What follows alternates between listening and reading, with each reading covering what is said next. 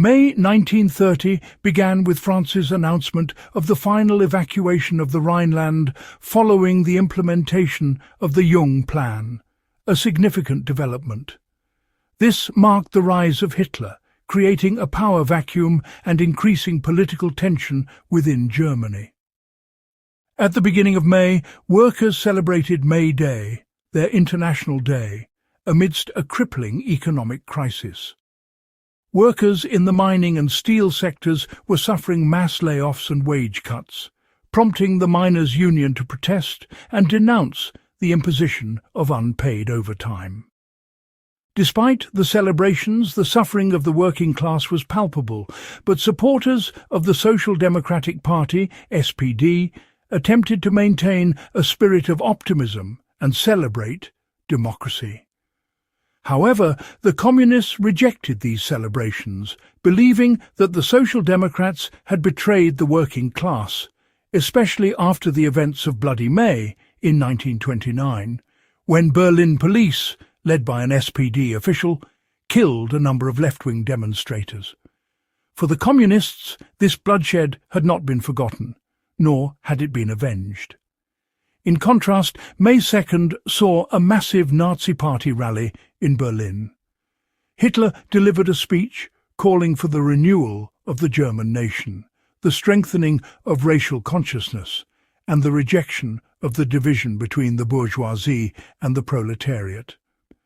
The Nazis and the Communists presented two completely contradictory visions for the future of Germany, but they shared one thing in common: a readiness for violence. During this month, bloody clashes erupted between the two sides. On May 16th, two communists were killed in an attack by Nazis who were accused of using internationally banned ammunition. Then, on May 29th, a large group of communists attacked a Nazi delegation in Hamburg, seriously injuring 20 Nazis.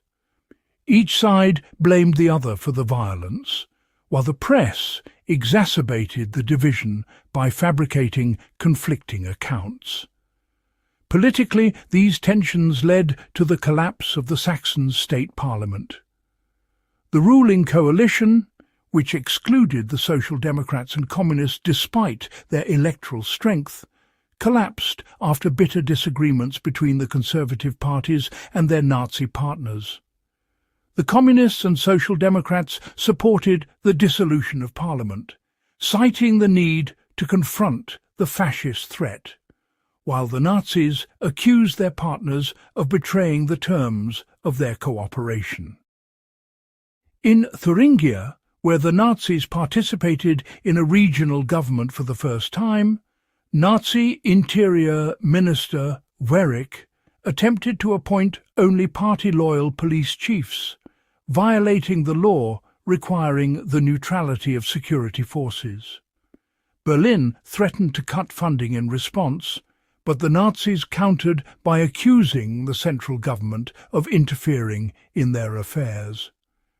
In the state parliament, Werich faced accusations of anti-Semitism, but he defended himself by claiming that the accusations of anti-Semitism were a distortion, and that his main attack was directed at the betrayal of 1918 and the lie of Marxism.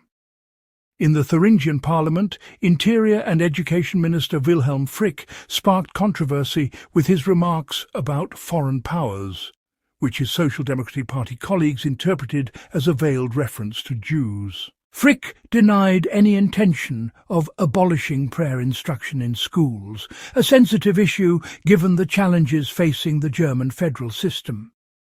Tactical debates ensued among members, with colleagues echoing his words for political reasons rather than repeating them verbatim. Internationally, French Foreign Minister Aristide Briand submitted a memorandum outlining his vision for the future of Europe.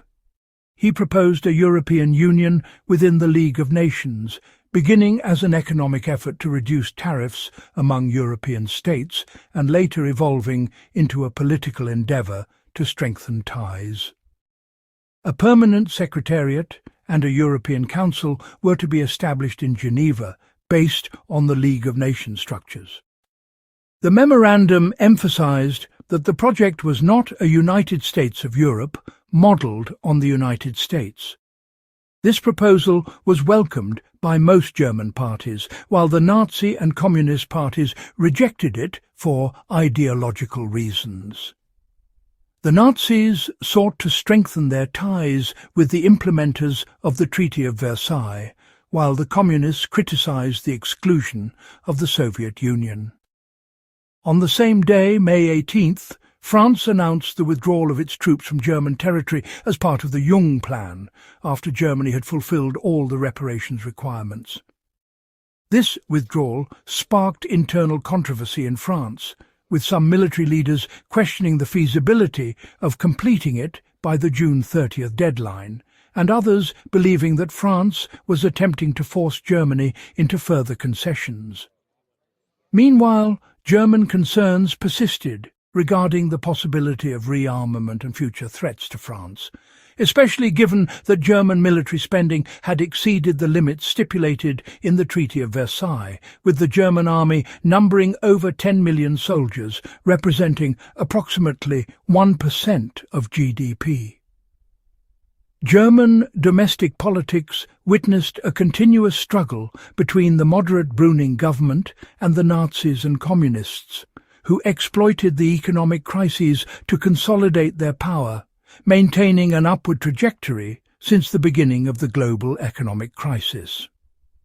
In Thuringia, Frick appointed Nazi elements to the police and education system, utilizing an exceptional legal decree which led to a clash with Berlin over state neutrality and the constitution, as well as the controversy surrounding the teaching of prayer in schools.